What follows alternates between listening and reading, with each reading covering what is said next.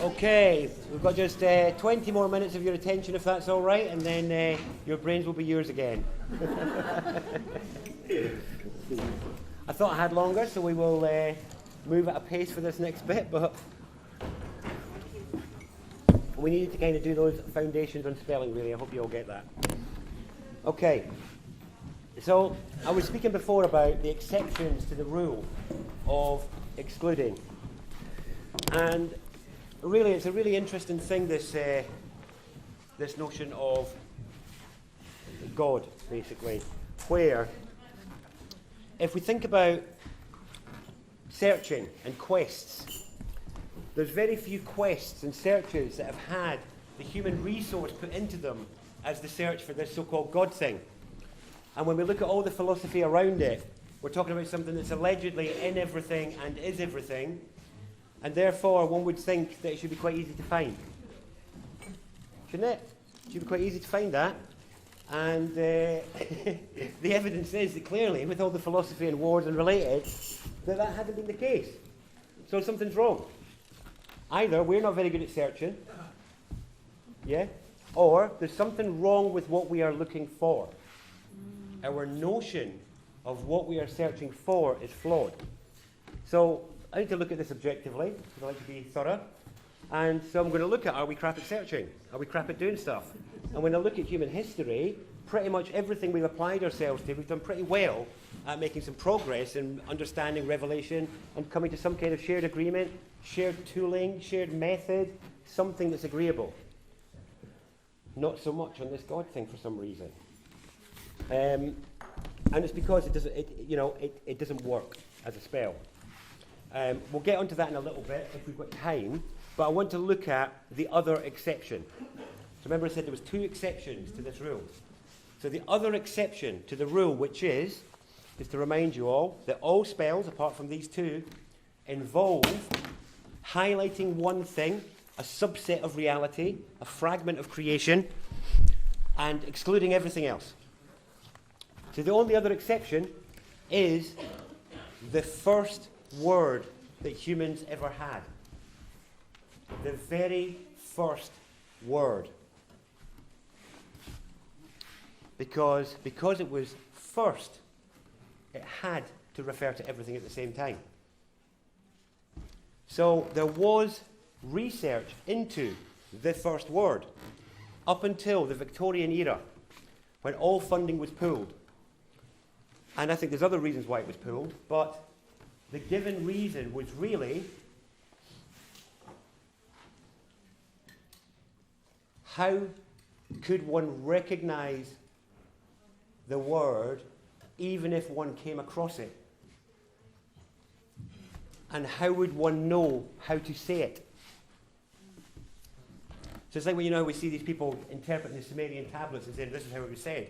Well, how do you know? You need a living language speaker to know how something is said. How many of you have tried to learn a foreign language from a book and then gone and tried to say the word how you thought it was with a native speaker, and they look at you like, what? Pretty much all of us, yeah, I've had that. So it's not always about just being able to see the letters, well, if you know how to say something. So the funding got pooled. But there was a lot of philosophy on the subject that's very relevant. And it is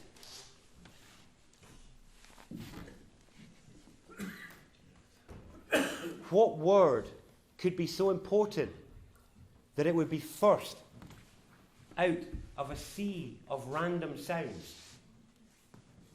So the difference between a word and a random sound is that a word refers to something.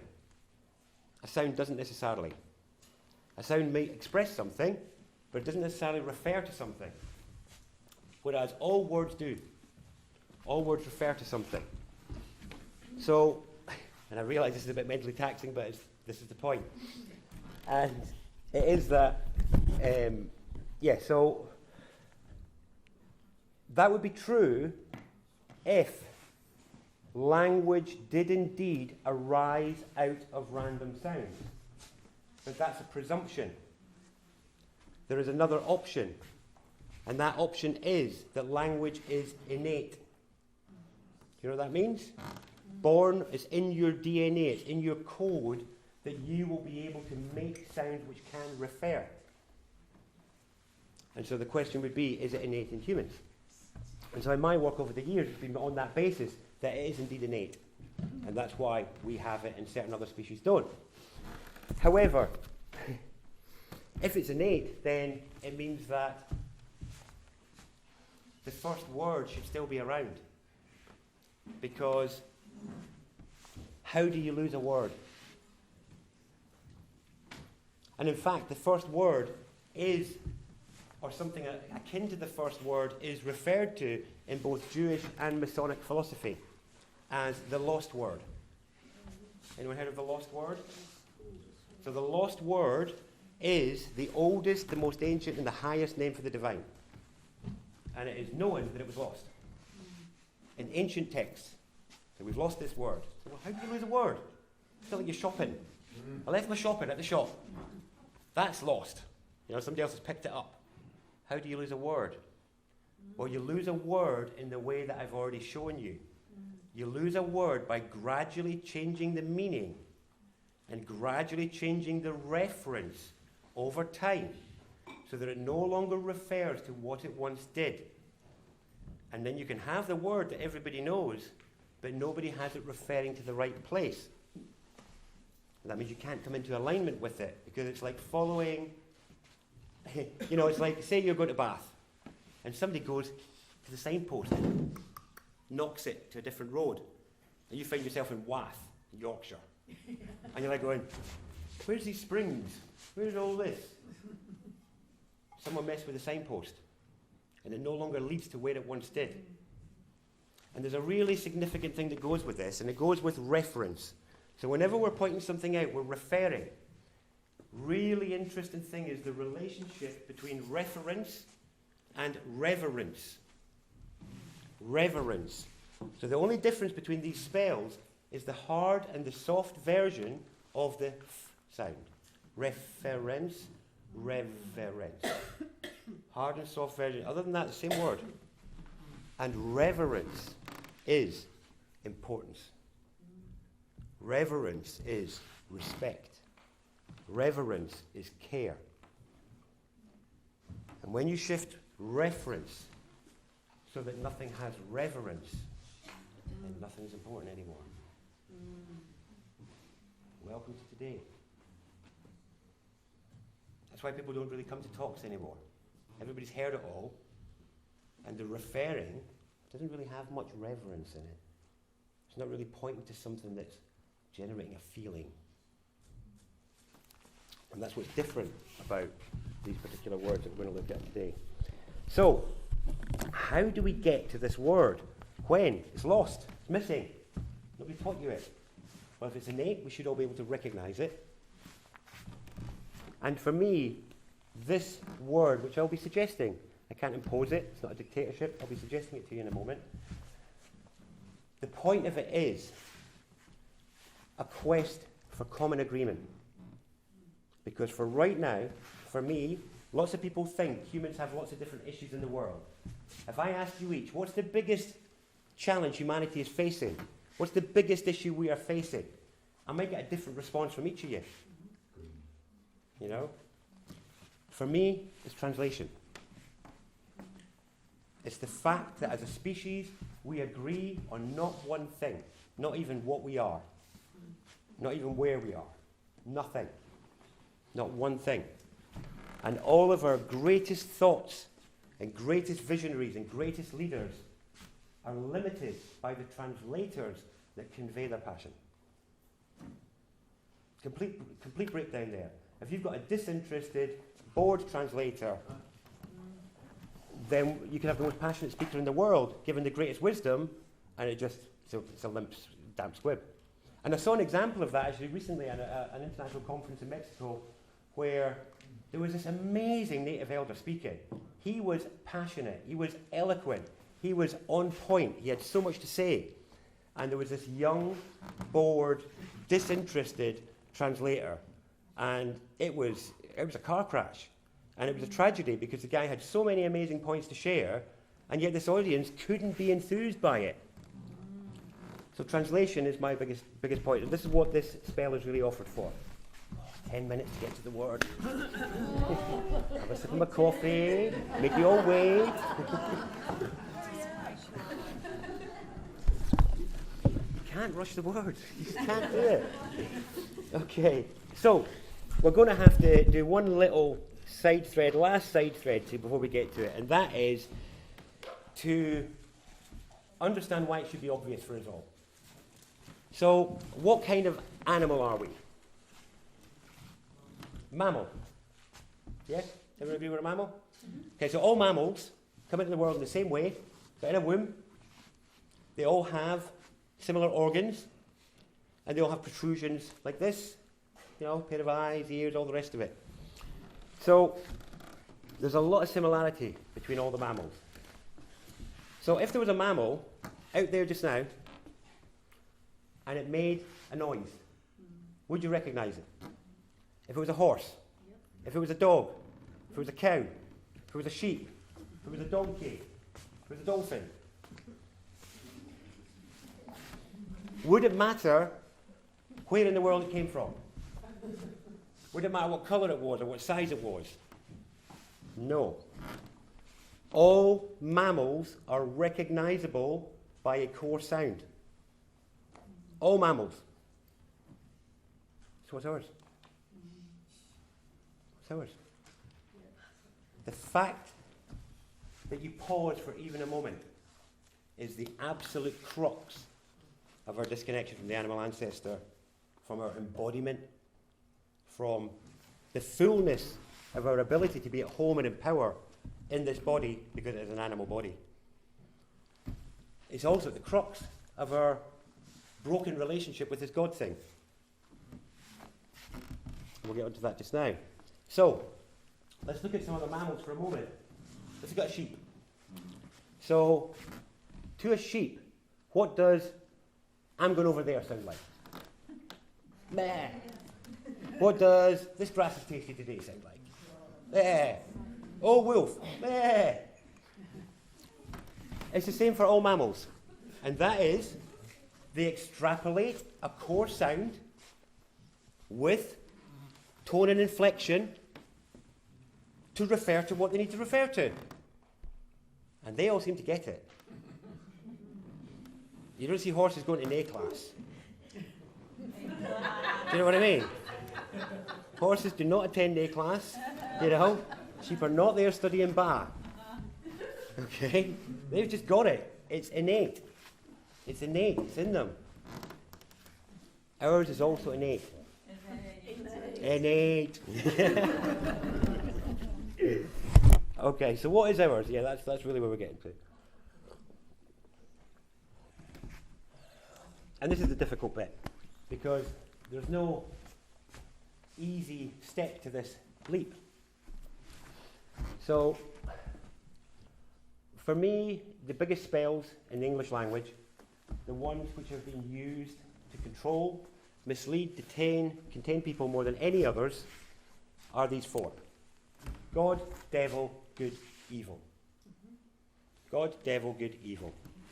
Presented as some kind of equal pairing, when didn't one make the other? Allegedly, just allegedly. We're talking about alleged philosophy here. So, there's a skew in there straight away. We've got a duality that's presented as equal that isn't. And so we're already off on a wonk, you know. Then we've got some personification coming in, where most people's idea of God is personified in some way, but an extra bit of wonk there. And so in a way, there's no way that spell, in the way that we were given it in that pairing, could ever really deliver the promised fruits. And there's everybody throwing the baby out with the bathwater, saying, well, that means there is no God thing then. But just replacing that word with the universe or life or something like that isn't it. Because you can't get the alignment. You can't get the alignment of the notion of the connection with the idea of the Divine Father. Most people here have a sense of the Mother. Comfortable with the Divine Mother, people? I know many of you are, because I've witnessed it. I've seen you. At home in the Mother. But not so for the Father. huge wound in there. But we're not going to get too much into that because we are on 7 minutes. So, with 7 minutes to go, we'll leave it to 1 minute. No.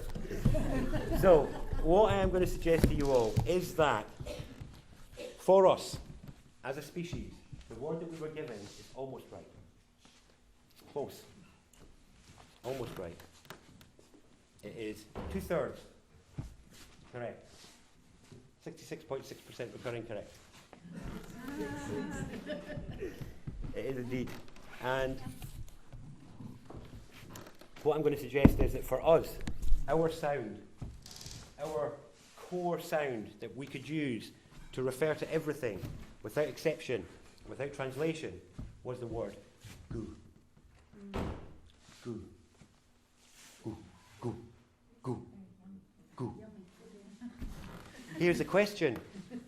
If indeed it is the word, I should be able to say to you, is goo an acceptable word for what I would find if I cut you open? Is goo an acceptable word for what you find inside yourself? Is goo an acceptable word for what you find coming out of yourself? Is goo an acceptable word for the food that you might swirl your hands through? Thanks. My biased daughter there, yes. It's a question though. If you could see the moving, living images of the Hubble Space Telescope as they were actually happening, as a singular sole image, would goo be an acceptable word for that swirling mass? Could it? And so, what I'm saying to you is that we went from not knowing how to refer to things back in the day, just being able to have a grunting term, goo, to refer to things, that then we extended and extrapolated and started to hack apart the world, searching for this God thing, hack apart ourselves and each other, looking for this thing, not realizing that we were hacking, dissecting, bisecting, analysing and cataloguing the living goo substance that we find ourselves in. And that if you look at the journey of this planet, what has happened is, through its course of evolution, we have gone from a disorganized goo that we find in slugs, snails, scorpions, all the pre-Ice Age creatures, and through its progression, we've gone to greater and greater order and organization, so that now we're in a state of being super organized goo, super aware as a living goo substance. Now, to be able to perceive this, one has to be able to start to see wholly in the way that we did as infants. So I'll do a little exercise before we finish off, because what I'm talking about is the literal goo consciousness that all children are born into and are able to utter as a sound. You know, every human child is able to make that sound, and it's because it is what they find themselves in. So, I don't have anything else handy, but can I get you all to focus on this for a moment? So I want you to focus. Have we done this exercise before? No, okay. So focus on that, pay attention to this. So when you are focusing on the packet, what's important in your field of vision? The packet, isn't it? Yeah? Okay, what happens to everything else? Does it blur? It fades into insignificance a bit, doesn't it? So while you're focusing on that packet, I am equal to the projector, to the floor, to the wall, everything, haven't I? Mm-hmm. While you're focusing on that, there's no way I could be any more important than the floor. Mm-hmm. Correct? Yeah? Okay, that is true equality. And it's revealed through your perception. Now the thing is, you were not born able to focus. Mm-hmm. Nobody was. It took you about 6 to 8 weeks to be able to focus. Which means that before that point, you were perceiving what is currently just in your peripheral, which is everything is equal and seamless with no hard edges between them, which is kind of what science says, isn't it? Everything's connected there, and none of it's more important than anything else. Your perception just showed it. The only exception is when we make something important out of a sea of equal unimportance with our focus and our attention. And we tell the universe, this is important, nothing else is. And so we keep following these things that we dwell on and we pay attention to. But the reality is, this is looking at the world. The other mode is seeing it. One is looking at, the other one is seeing it. You were born seeing the world as a whole, seeing other people as a whole. I don't believe any of you here can see me as a whole. When you look at me, you see beard, hair, eyes, fingers, clothes, scarf. You can't see me as a single snapshot. When you can, that's good consciousness. It's good consciousness, the state that you were born into. Now let's look at human infants for a moment. Do human infants hold a grudge? No. Do they love things? Do they perceive things? How much do they perceive? Everything. How much do they love? Everything. How much do they forgive? What qualities are these? Divine qualities. They are divine qualities that every one of you was born with and in and as, until we spelled ourselves away from that native, indigenous good consciousness that balances with our separatist consciousness. They go together. But without it, here's the thing.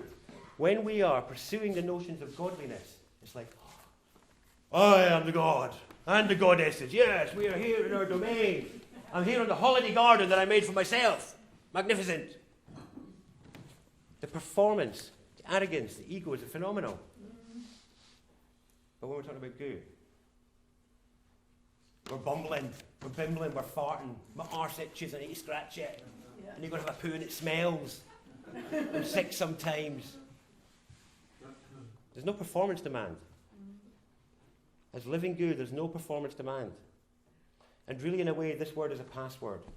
It's a password to the pacification of the lower self. To come into ease within and as itself, as living goo in form, in a living goo that is made for itself. Now, the point of healing this as a God wound is to realize that every single thing that we've been told about God, intelligent, aware, present, benevolent, interested in you, is proven by the living goo substance around you. Because no matter how crap you're feeling about yourself, you still get a mug of cocoa and a duvet.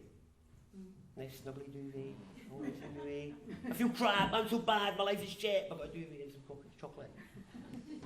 We're still held and wrapped in a benevolent, interested, caring, living goo that is waiting for you to come into alignment. So then you can start to enjoy yourself at home, in yourself, as yourself, fully righteous, fully enabled, fully empowered. But until we can get the masculine wound, the caring father who'll bail you out, to go along with the caring mother, all of us will continue to have a sense of fear, a sense of non-safety and non-trust. So I have to finish up now. I've already overrun a couple of minutes. It's always very difficult to finish this talk because where do you go after the word? And there's so much that I could say about it that goes beyond just the superficial referencing of, oh, well, you know, we're in a living goo and that's amazing, dead simple. There's way more to it to that as to how it works as a sigil in our mind and what it does in other ways. But I have done this talk, like I said, I haven't done it for 10 years, but I've done it with people of many other native first languages. And I've had emails from all over the world from people saying, do you know what? I don't share the same language as you, but you might be onto something. And for me, that's good enough, because I'm not here to dictate. I'm here to suggest that this is an issue. It's an important issue, because here's the final point, and I know we into our break, but I gave you an extra one. Last point, if I can remember it now. I had it a moment ago. Come on, I'll keep you here until I've got it. Yeah, I did have a point on that. Come on. Where do you go after the word? Yeah, now I'm going to have to leave it at that. Yeah, it's gone. Oh, what was my last? This is it. I said he was going to test you. What was I saying a minute ago before I lost the thing? Anyone remember? Because that might help me pick it up. Yes, that guy's got it. That's it. All good to me. That's it. And then when somebody says, "Have you been good today?" You need an apostrophe in there. Have you been good today? Sorry?